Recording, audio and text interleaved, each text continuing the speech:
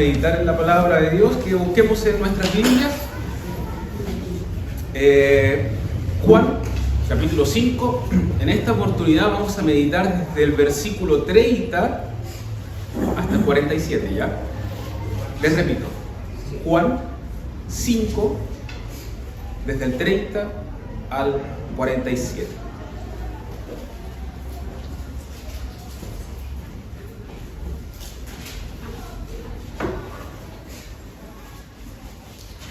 Juan 5, les digo, desde el 30 al 47. Dice así: no puedo yo hacer nada por mí mismo.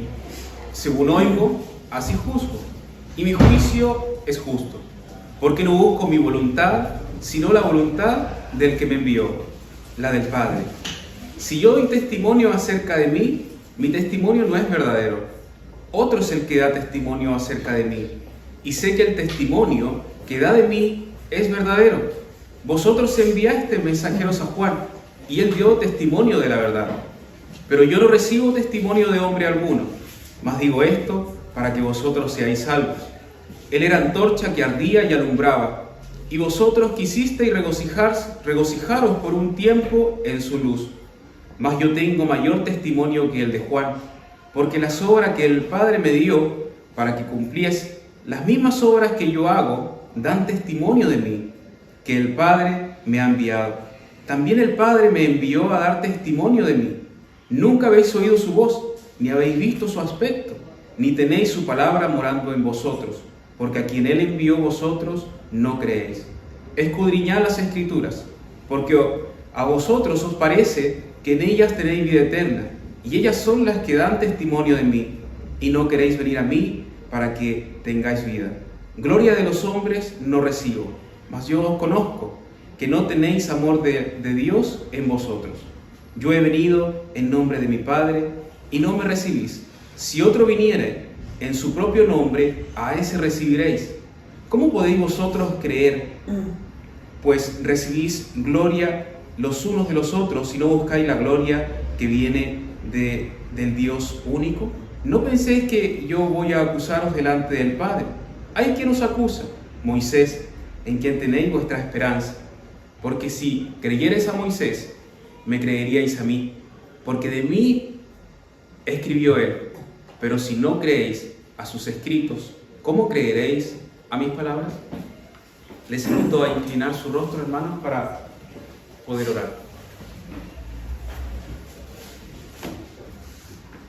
Padre, te damos gracias por este hermoso tiempo que tú nos das de poder reunirnos como comunidad, de poder cantar alabanza, Señor, y glorificar tu nombre, pero también de poder oír tu voz, tu preciada voz.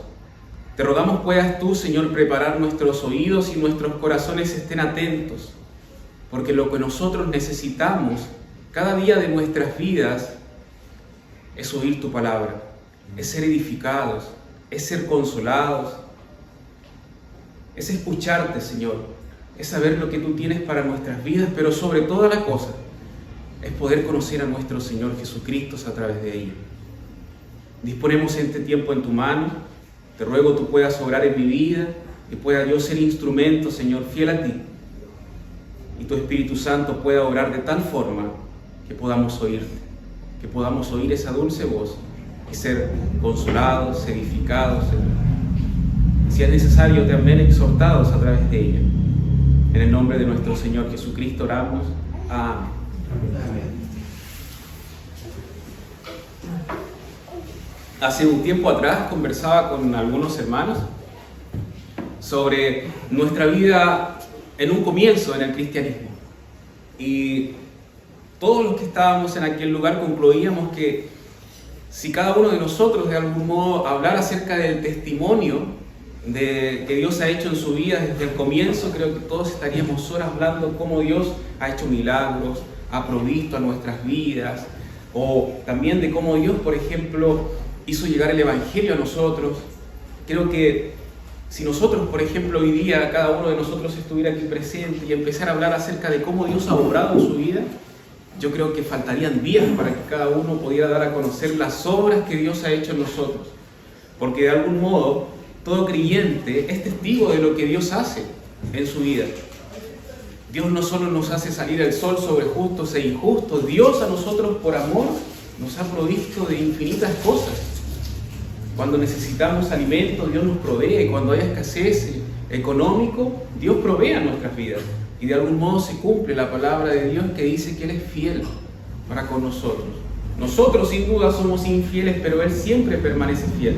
Y siempre, ya sea como un chispazo pequeño o como una luz, un milagro gigante, potente, Él actúa en nosotros de forma maravillosa. Y cada día de nuestras vidas nosotros podemos ver que el Padre está con sus hijos. El Padre está con su pueblo. Él nunca nos desampara. Y su palabra da testimonio de eso. Pero también nosotros damos testimonio de la verdad, dando a conocer cómo Dios, ¿no es cierto?, ha hecho grandes cosas en nuestras vidas. Jesús, en este caso en particular, viene de sanar a un paralítico en ese estanque de Betesda, que se inicia a dar a conocer en el capítulo 5. A causa de esto, y además de que Él mismo ha dicho que es el Hijo de Dios, ha tenido que dar testimonio a los judíos. Porque notemos que en el contexto sucede que Jesús sana en un día de reposo y además le da a conocer a los judíos que Él es el Hijo de Dios, que Él es el Mesías, que Él es el enviado. Y por causa de esto, los judíos querían matarle. Ese era un motivo para ellos para buscar a Jesús y matarle. De hecho, podemos ver en el versículo 18 que dice: por esto los judíos aún más procuraban matarle, porque no solo quebrantaba el día de reposo, sino que también decía que Dios era su propio Padre, haciéndose igual a Dios. Entonces, esto fue lo que conllevó de algún modo a que Jesús diera su defensa, el testimonio del Padre. Y de algún modo a través de esto, lo que nosotros vamos a ver es cómo el Padre no solo dio testimonio acerca de quién era Jesús, de su identidad, sino vamos a ver cómo el Padre también da testimonio a sus hijos. ¿De qué son sus hijos? Les invito por favor a ver el versículo 30.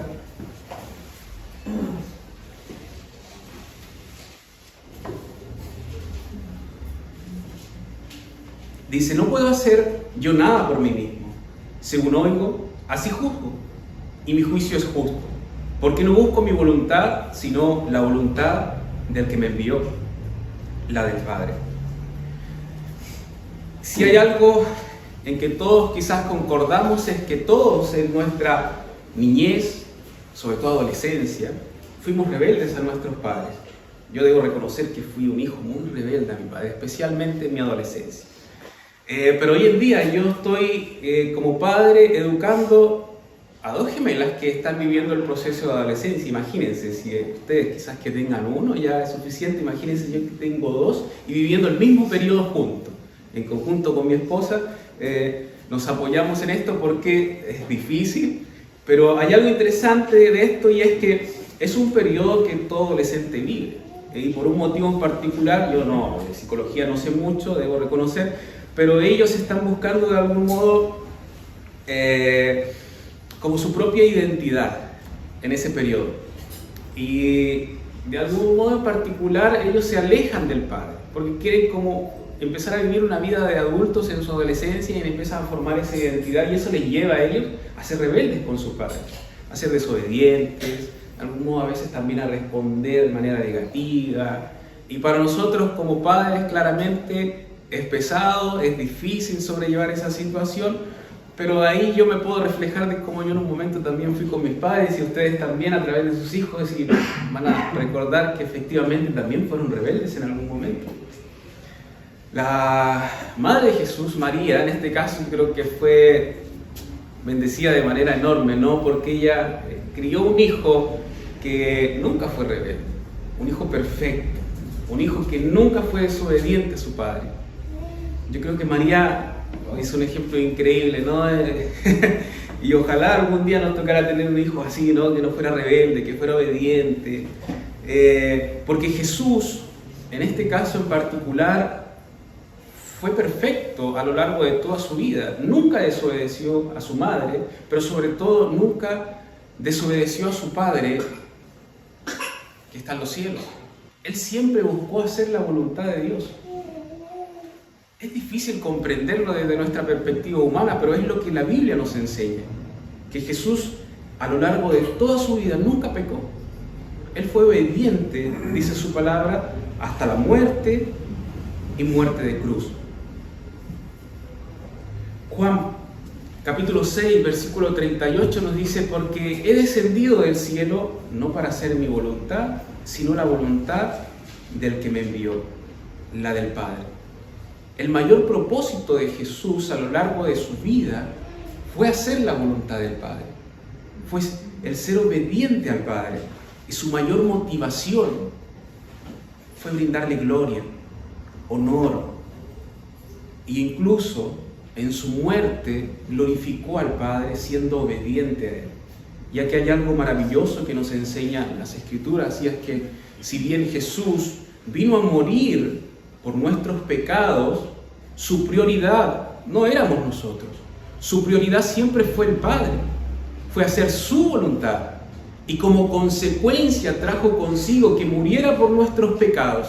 Pero su visión, su enfoque, su mayor propósito y su mayor motivación fue hacer la voluntad del Padre, fue ser obediente al Padre, fue vivir para su gloria.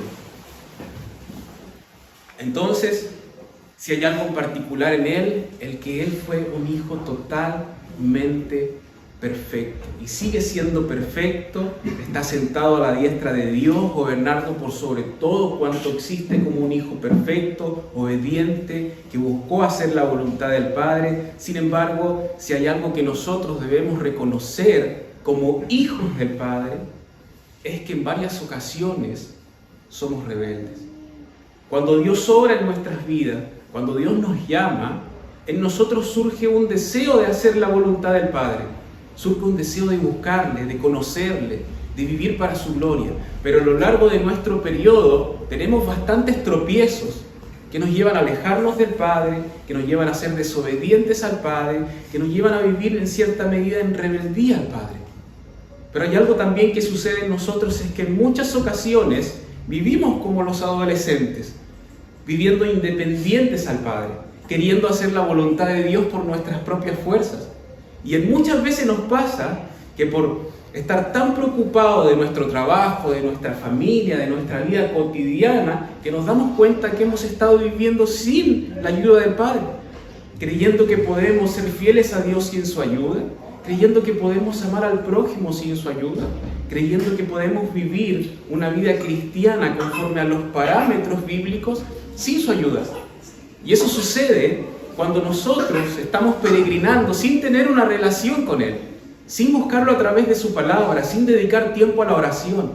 Y en muchas ocasiones nos pasa como hijos, que vivimos una vida totalmente alejada del Padre, preocupados de otras cosas, sin darnos cuenta que para que nosotros podamos hacer la voluntad de Dios, le necesitamos.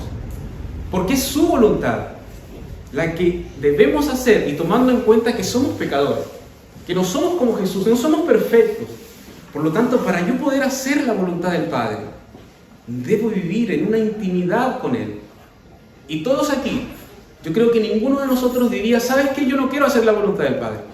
No, como hijos de Dios está en nosotros, en nuestro corazón, ese anhelo, ese deseo de buscarle, ese deseo de serle fiel, de buscar su gloria, de buscar su honor. Y entendemos perfectamente que nos cuesta, que en muchas ocasiones termina siendo una carga pesada, pero porque no buscamos su ayuda, porque no dedicamos tiempo a la oración y a la lectura y dejamos que Él nos guíe para que podamos hacer su voluntad. Por lo tanto, si hay algo maravilloso en nosotros, es que tenemos al Padre como hijos para poder buscar de su ayuda, para poder buscar, ¿no es cierto?, de su dirección, de su guía, para que nosotros podamos hacer su voluntad. Miremos por favor el versículo 36 al 38.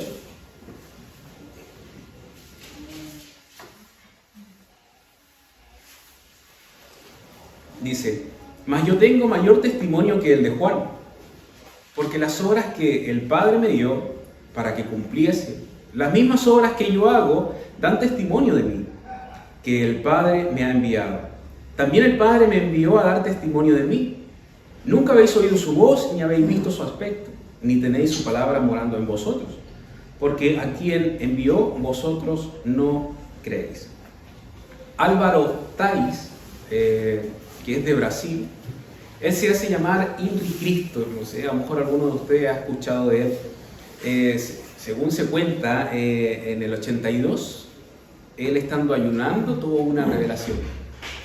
Y sucede que en esta revelación dice que escuchó una voz que le dijo: tú eres el Cristo encarnado. Ya se imaginan lo que viene después.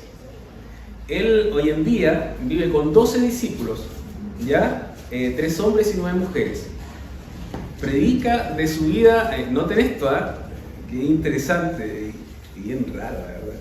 Dice, predica de su vida de hace más de 2000 años atrás, o sea, predica de Cristo, ¿no? Como Él encarnado, y lo hace a través de Facebook Live, y tiene más de 3.300 seguidores. Él es el Cristo encarnado, actualmente vive en Brasil, es un viejito que se viste de túnicas blancas, y usted viera ahí unas imágenes donde salen adorando y todo lo demás sus seguidores, que finalmente termina siendo una secta, ¿no? Y él predica de su vida hace más de 2000 años. Sin duda se pasa por alto, por ejemplo, Gálatas, ¿no? Cuando se nos dice que si un ángel del cielo anuncia otro evangelio, sea anatema, sea maldito de algún modo. Pero hay algo que debemos destacar de esto, y es que él puede decir que es el Cristo, y de hecho yo cuando busqué al respecto encontré aproximadamente entre 10 a 11 personas que dicen ser el Cristo en la actualidad, pero él no tiene el testimonio del Padre. Por lo tanto, él no es el Cristo, sin duda que no lo es. Cuando Jesús, en este caso en particular, defiende su identidad como Hijo de Dios, él viene y da a conocer el testimonio del Padre que ha hecho en su vida. Y lo que nosotros leímos y podemos ver es que primero habla acerca de Juan. Juan dio testimonio de la verdad. Recuerden ustedes que Juan decía: he aquí el Cordero, cuando lo veía, que quita el pecado del mundo. Pero además dice que además las obras del Padre dan testimonio de él. En este caso está haciendo una referencia a Jesús acerca de los milagros que él hizo. Los milagros de Jesús, dice él, dan testimonio de quién yo soy, el Hijo de Dios. Y además del testimonio de los milagros, él dice que el Padre también da testimonio de él. Si ustedes recuerdan, cuando ocurre esto de la transfiguración, el Padre dio testimonio acerca del Hijo con su voz. Esto es buenísimo porque en aquel entonces estaba Pedro, Jacobo y Juan. Y ellos fueron testigos, escucharon esa voz claramente, pero Pedro, en su segunda carta, atestigua al respecto. Y él dice: pues cuando le recibió de Dios el Padre, pues cuando él recibió de Dios el Padre honra y gloria, le fue enviada desde la magnífica gloria una voz que decía: este es mi Hijo amado, en el cual tengo complacencia. Y nosotros oímos esta voz enviada del cielo cuando estábamos con él en el monte santo. Además de este testimonio bíblico, que es totalmente sólido, ¿verdad?, acerca del Hijo de Dios, nosotros tenemos también testimonios externos. Por ejemplo, el de Flavio Josefo. Flavio Josefo era un historiador judeo-romano del año 37 después de Cristo, y él escribió esto. Ojo con esto: por este tiempo apareció Jesús, un hombre sabio, si es que es correcto llamarle hombre, ya que fue un hacedor de milagros impactante, un maestro para los hombres que reciben la verdad con gozo, y trajo hacia él muchos judíos y muchos gentiles además. Y miren cómo termina: era el Cristo. Por lo tanto, el testimonio del Padre acerca del Hijo sin duda es totalmente sólido.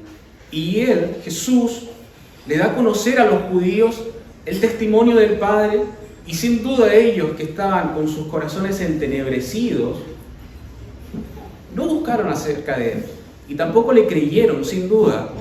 Pero Jesús dio a conocer un testimonio maravilloso y totalmente confiable para aquella época, y también para nosotros, que han quedado escrito en las Escrituras.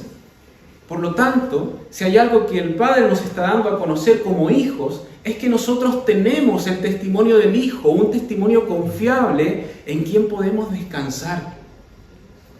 Cuando nosotros creemos en Jesús, creemos que Él es el Hijo de Dios, el enviado, y las Escrituras dan testimonio de Él, y por lo tanto nosotros podemos descansar en Él confiadamente, porque sabemos que Jesús vino, que Jesús murió por nuestros pecados, pero que además sus palabras son totalmente ciertas y Él volverá por su pueblo. Por lo tanto, podemos confiar, podemos estar tranquilos. Nosotros cantábamos en la última canción cuando decía, no temeré. Y lo repetía bastantes veces, no temeré. Pero sin duda cuando hay aflicciones, cuando vienen las enfermedades, cuando vienen las situaciones difíciles en nuestras vidas, sin duda que tenemos miedo, sin duda que tenemos temor, especialmente cuando nos susurra la muerte. Claro que nos da miedo, somos seres humanos, somos seres imperfectos y nuestras emociones también nos juegan en contra. Pero recordemos nuestra fe, recordemos el testimonio de las Escrituras en la cual nosotros creemos. El Padre nos ha dado un testimonio fidedigno del Hijo, en el cual podemos confiar, en el cual podemos descansar tranquilos. Por lo tanto, cuando nosotros estamos pasando dificultades, cuando estamos viviendo situaciones difíciles de nuestras vidas, miremos a Jesús. No miremos las circunstancias como Pedro cuando iba caminando sobre el mar y vio la tormenta y se hundió. Miremos a Cristo y busquemos descansar en Él, busquemos en Él nuestra seguridad, porque su testimonio es sólido y a Él nos podemos aferrar y estar tranquilos. Les hago una pregunta. ¿Dónde está nuestra confianza hoy en día? ¿Saben ustedes que un médico puede tratar tu dolor? Sin duda. Un psicólogo puede sanar nuestros traumas emocionales. Un gobierno puede brindarte seguridad. Y si hay algo que ninguno de ellos puede hacer, es traer salvación a nuestras vidas.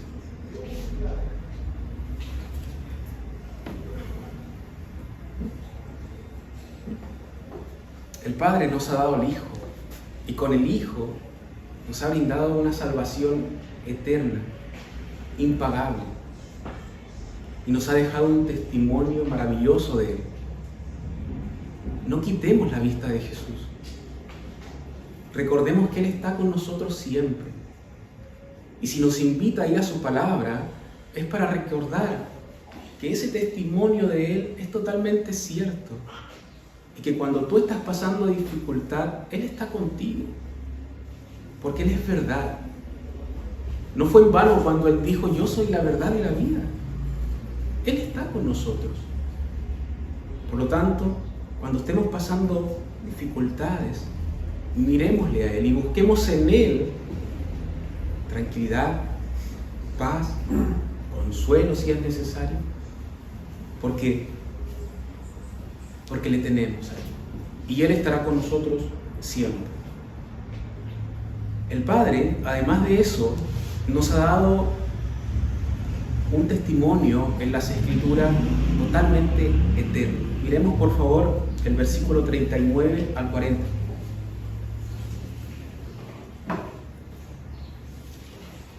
Escudriñad las Escrituras, porque a vosotros os parece que en ellas tenéis vida eterna, y ellas son las que dan testimonio de mí, y no queréis venir a mí para que tengáis vida. Pablo, en su segundo viaje misionero, luego de pasar por Tesalónica, es echado de Tesalónica y es llevado por los hermanos a Berea. Los bereanos, cuando escucharon el Evangelio, hicieron algo diferente a los de Tesalónica. Ellos escucharon el mensaje y dijeron, ok, vamos a escudriñar las Escrituras para ver si lo que él está diciendo es verdad. Sucede que luego de escudriñar las Escrituras, muchos de ellos creyeron, porque efectivamente se dieron cuenta de que lo que Pablo estaba dando a conocer como el Evangelio concordaban con las Escrituras mismas. Y ojo con esto, que ellos fueron al Antiguo Testamento, porque en aquel entonces todavía no se desarrollaba el Nuevo. En Hechos 17, versículos 10 y 11, dice: inmediatamente los hermanos enviaron de noche a Pablo y a Sila hasta Berea.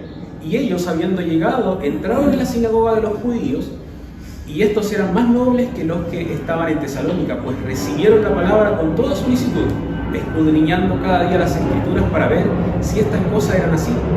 Así que creyeron muchos de ellos, mujeres griegas de distinción y no pocos hombres. La invitación de Jesús a los judíos religiosos, del cual le estaba brindando su testimonio, era básicamente a escudriñar las escrituras, que quiere decir meditar, profundizar o investigar. Pero ¿saben ustedes que los judíos, especialmente los más ortodoxos, estudiaban las escrituras? Ellos dedicaban tiempo a estudiar, a memorizar, a meditar en ellas. El problema estaba en que en ellos había una visión de un Jesús totalmente distinta al Jesús que tenían enfrente.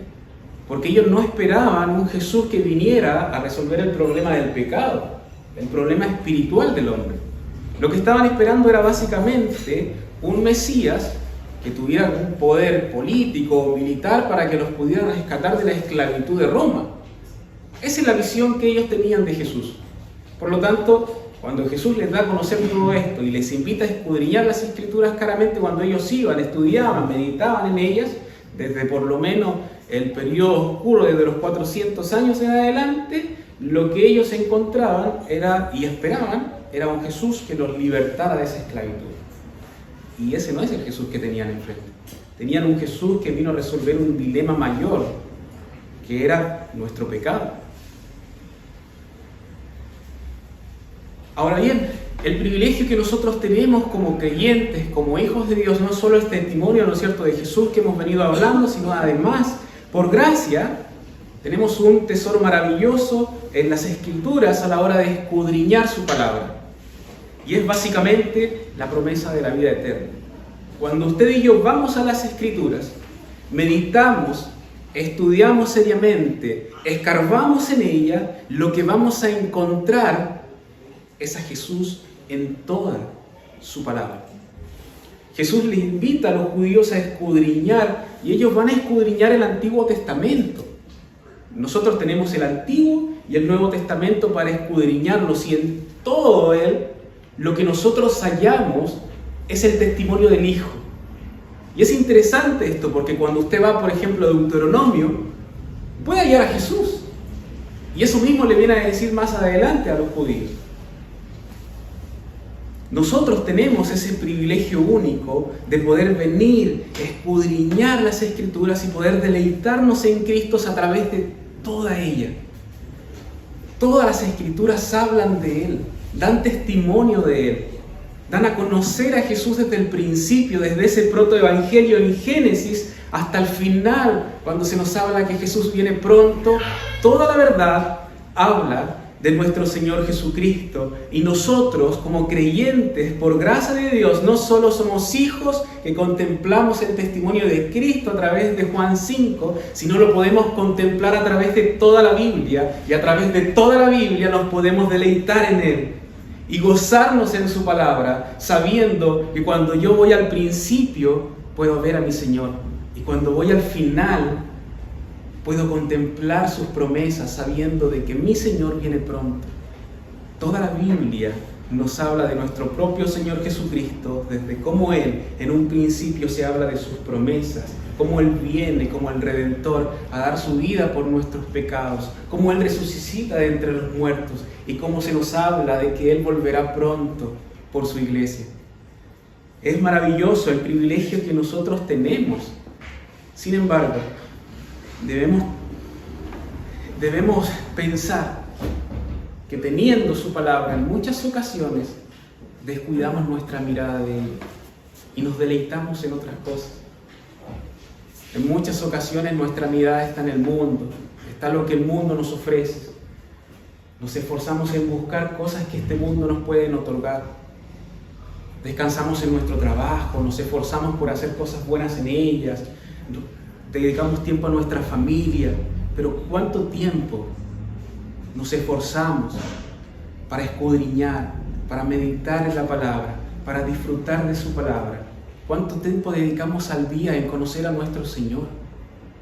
Si bien tenemos responsabilidades, muchas responsabilidades en nuestro trabajo, dedicamos cuánto tiempo al trabajo y estamos obligados a ello.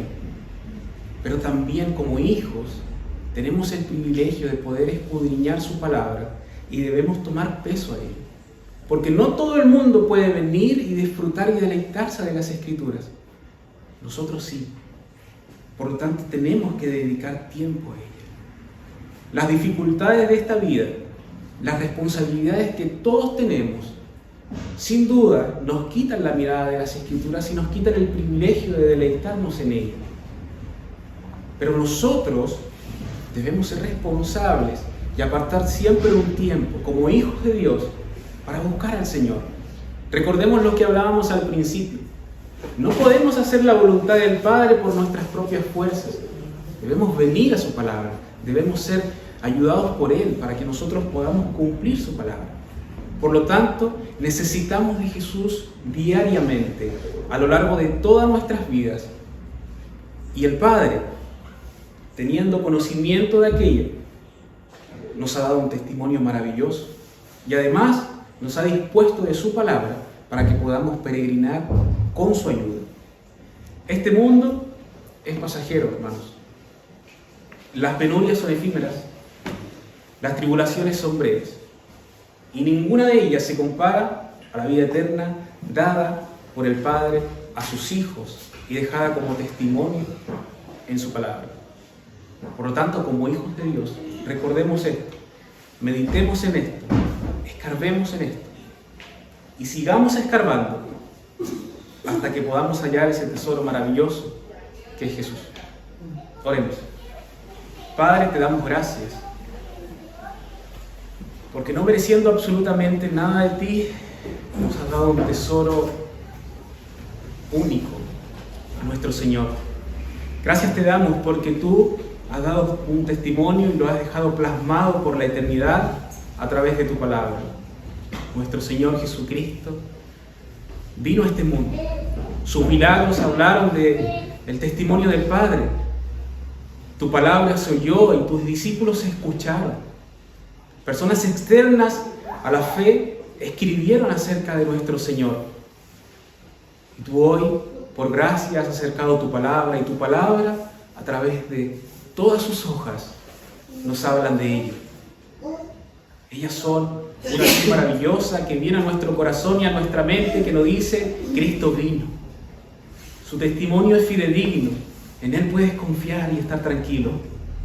Te damos gracias y te damos toda la honra y toda la gloria, y te rogamos puedas obrar en nuestros corazones para que podamos venir a ti cada día. Si hay algo que mis hermanos oraban hace un rato, era que te necesitamos para vivir en santidad, para poder peregrinar en este mundo. Te necesitamos. Y tu palabra nos refleja y nos da a conocer y nos recuerda que tú estás allí, que secas nuestras lágrimas cuando ellas lloran, que consuelas cuando estamos en penurias, cuando somos débiles tú nos das fuerza. Y todo ello lo haces cuando nosotros te buscamos. Podemos contemplar tu gloria a través de tu ayuda. Gracias te damos en el nombre de nuestro Señor Jesucristo. Amén. Amén.